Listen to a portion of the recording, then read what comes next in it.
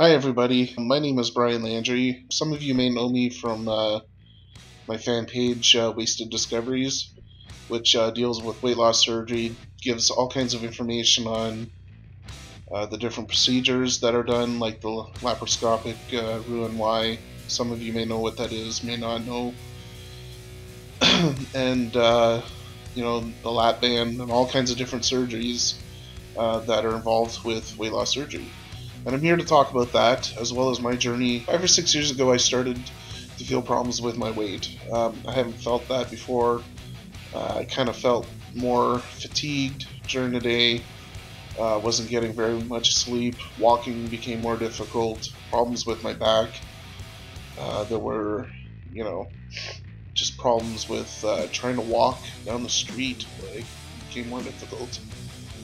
During that time, I was working at a call center, which is I don't recommend for anybody because you're sitting there 10, 12 hours taking phone calls, which amounts to stress and can amount to obesity because you're sitting there taking calls and you're not active at all, really. I mean, there were times where I didn't even leave the building because, just those calls kept coming. But anyways, so during that time, something happened to me. My back gave out, and I had to go to the hospital. And the doctor there kind of looked at me and, kind of felt bad for me, with my back and everything. But she kind of pointed out, like, you're a pretty big guy. You should probably look into getting surgery. And I'm like, for my back? And she's like, no, for your weight. Because, in about 10 or 15 years, you're not going to be around. And I was like, whoa, what's going on? Like, I've never had any kind of issues with health before 2008. I mean, I got sick like anybody else, but I never, thought about my weight being that much of an issue. I'm a lot larger than I was back then too, so I mean it's even worse now. But back then, the doctor said, look, you might need surgery. So they kind of looked at me, did some tests, and they determined, yeah, you gotta do this. I wasn't too keen on the prospect of getting surgery. I thought, that's a cop-out. It's going to be really, the easy way out. And well, I've heard a ton of bad things about it. I was very uneducated about the whole surgery thing. So I was like, oh, I don't know. I kind of thought about it for a week and went back to the doctor and I said, okay, let's go ahead and do that. I figured, okay, well, if my health is on the line, then let's do something about it. So I started seeing this one doctor. She was pretty cool, and trying to get me along to do some of the testing, some of the procedures that you have to go through, like sleep apnea test, heart rhythmia tests, and all that kind of stuff. And I was also seeing a dietitian, and I wasn't doing well with that. We kind of clashed. She wasn't very helpful, I thought. She was just kind of, telling me, yeah, you have to eat this, you have to eat this, you have to eat this, but it just kind of felt cold. No kind of, real support. It's like, you have to do it. I'm like, oh, okay, well, anyways. So I started going to the gym at that time. I found that it was really painful on the back, so I didn't do it anymore. I kind of stopped that. I stopped going to the dietitian because I found that she was not very, very helpful. And then eventually I stopped going to the doctor and I stopped going to the gym and I stopped doing all these things. I felt like I could do this on my own. It kind of sounds weird because, I should be going to the gym to at least, do it on my own, right? But I stopped everything. I just kind of thought, no, I can't go through this. I don't want to, like, open up my body and do something to it I might regret. everything like that. So a couple years passed after, I stopped everything, and it just got worse. Um, I was not sleeping anymore. I was eating a lot. I was not working. I actually stopped working because the job got too stressful and everything. So I was really starting to feel like crap, basically. Just a human bag of crap. So afterwards, I thought about it, and I thought about it for a couple of months. I thought about, like, just what am I gonna do? I'm not gonna live with all this weight. I can't walk. I can't, I can't work. I can't sleep. I can't. Like, what am I gonna do if I ever want to find a wife and kids, and like can't play with my kids because I'm overweight? Like, I don't have kids. I don't have a wife, but I guess that would have to come first. I thought about, those kinds of things, so I said, okay, well, let me do some research. Let me look online. Let me see, kind of the results of people's journey into weight loss. So I went on YouTube. I watched tons of videos. I watched plenty of videos on how the surgery was even performed, like lap band surgery, and that lap band surgery kind of interested me at first, because it was reversible. You could take out the implant that they have, and I'll get into all those other things in later videos, into detail, like what each surgery kind of involves with. And basically, that's the kind of way I wanted to go. But then I saw a whole bunch of other stuff, like with complications and different things that happen with that surgery. I went online, different forums, different social media places, just to see, like how people went through this and how they came out looking fantastic, feeling fantastic, just looking more energized, because most people, they have their before and after videos,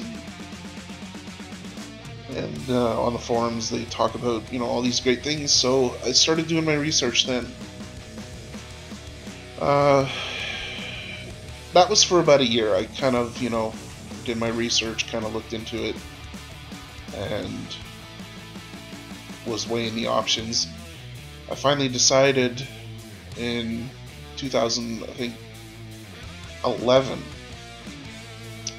that I really wanted to do this. So I went back to the doctor, and she took me back, no problem. She knew that this was probably something I had to think about, and she understood that some people, they go into this blind, and I didn't want to do that, and she understood that. So I was really grateful that she took me back as a patient.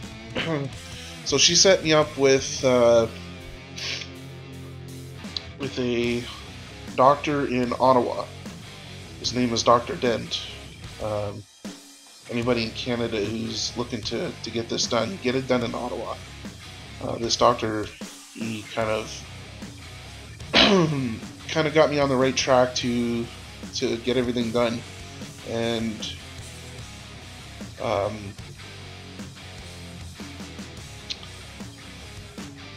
so Dr. Dent started to have me go through the process of getting this surgery done. Now, he saw that my weight was extreme. Like, if you've ever heard of this body mass index, usually a normal person who are, when I say normal, I'm talking about an obese person who gets the surgery done. They'll take anybody with who has a BMI of 40 and above, I believe, 45 and above, and that's with no health issues like diabetes or um, or if you have diabetes, or like they'll take anybody with a body mass index of 45 and above. I mean, there's still other things you have to do to finally get your surgery, but they definitely consider you at that point. But um, they'll also take somebody with a body mass index of like 35, but they have to have health problems of like diabetes and just whatever else they look for. And I have a body mass index of 70, so yeah, it's pretty high. I really do need the surgery. Excuse me. Yeah, if you're wondering like what's wrong with my voice, I'm kind of getting sick again. I've been getting sick for the last couple of months quite often. I had the flu twice, and now I'm working on my second cold. So I've been pretty sick lately. But yeah, the first thing I had to do was get a sleep apnea test done. That was ordered not by Dr. Dent, but the doctor who kind of referred me to the weight loss management clinic in Ottawa, and they determined that I had sleep apnea. I did 2 tests, and they came back, and I snore heavily, and I barely sleep. I barely hit REM sleep, which is what helps you dream. And if you don't dream, you're just not gonna function. So, anyways, I got set up with a company that provides your CPAP machine that helps you sleep. It's got a little machine that has a hose to it, and it's got a mask. You put it on your face, and when you're sleeping at night, you don't snore, and you hit REM sleep, and you hit your deeper sleeps, delta sleep, and that's when you're dreaming, and that's when you're resting and getting, good quality sleep. And so now I'm sleeping better, which is great. I feel more energetic, but not enough because my weight just kind of paramounts all of that. So after that, I had to get ultrasound done, which is another test that kind of makes sure that all my organs are where they're supposed to be, so when they do the surgery, they know where to go, so that they're not nicking the liver or anything like that. And blood tests, psychological testing, that was a big one. I was really scared about that because, a lot of people apparently after having surgery, they can have some problems, like they might turn to alcohol abuse, even something as extreme as suicide. So that kind of worried me. Not that I would ever, feel like I would want to kill myself, but that was definitely something I wasn't looking forward to having done. But everything went great with that. Doctor thought I was doing a really good job with my research. I've studied everything that I could possibly think.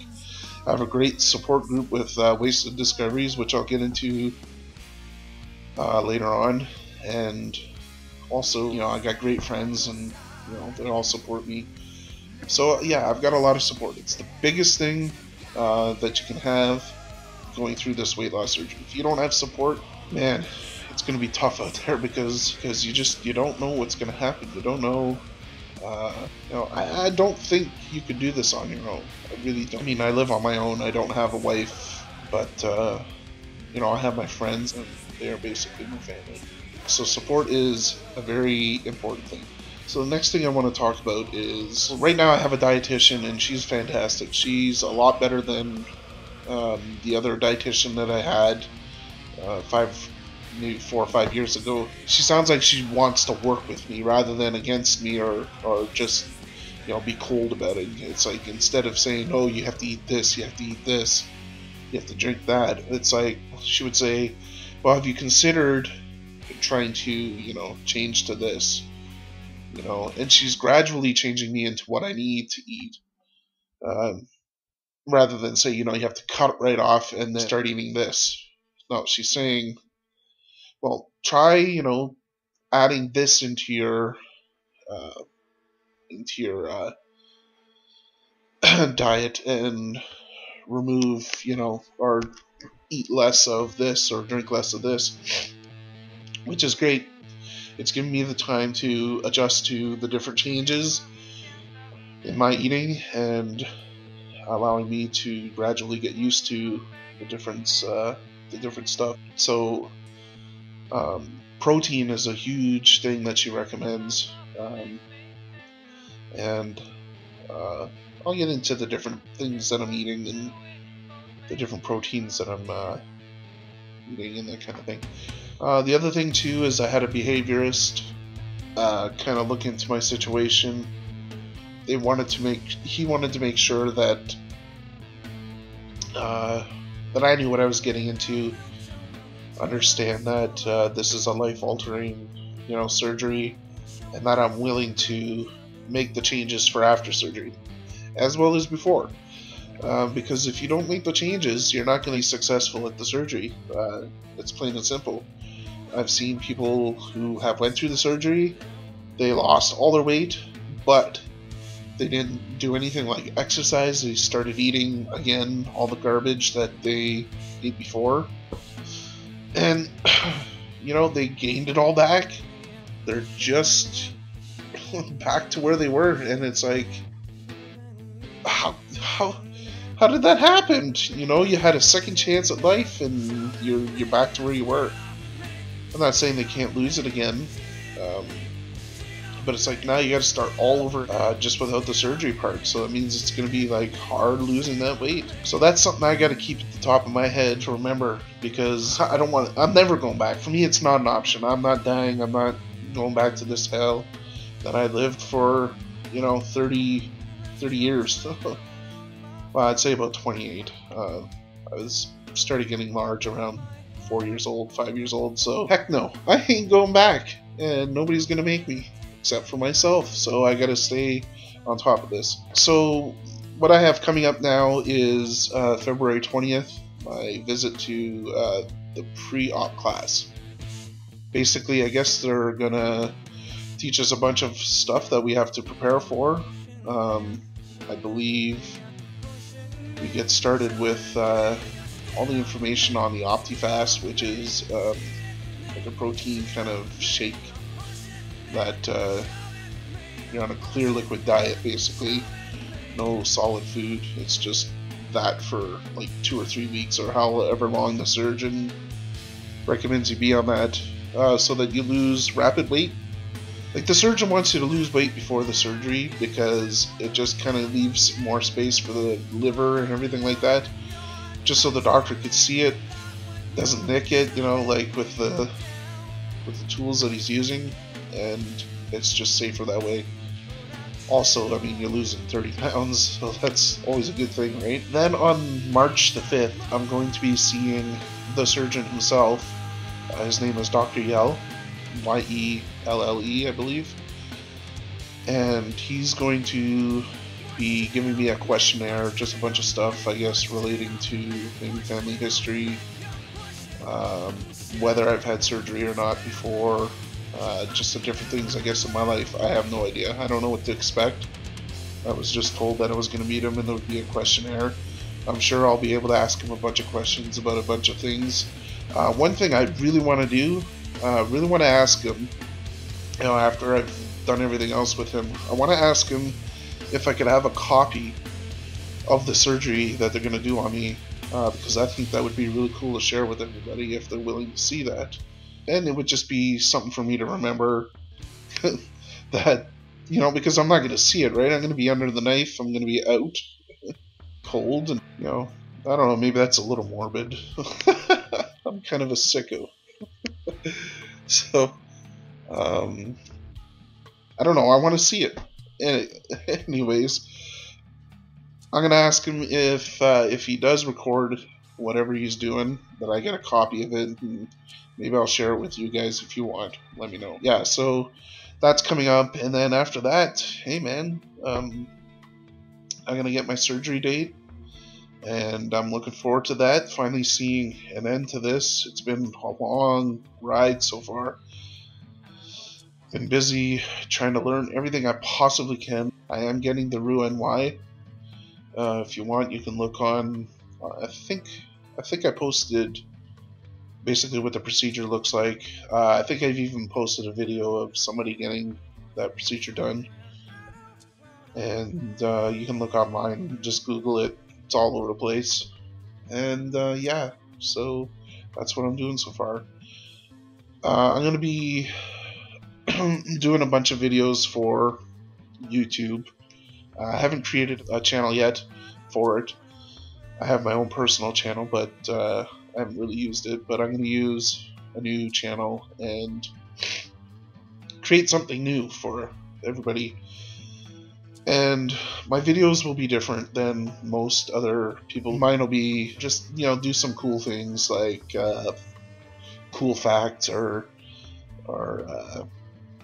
I'll make funny videos, or I'll make informative videos with slides or whatever, different things, not just me talking into the camera. So well, yeah, we'll see how everything goes, and I hope everybody enjoys these videos. Also, what I want to talk about is wasted discoveries. I mean, some of you obviously who are watching this video know what it is. You've liked the page, but for those people on YouTube, please go to Wasted Discoveries. Wasted is WAISTED, and Discoveries is spelled Discoveries. And hit that like button, and if you like what you see here, hit subscribe, and you'll see more videos coming up in the future. They'll be a lot different than this one. Again, my name is Brian Landry, and I want to thank you for joining me on my journey. Take care.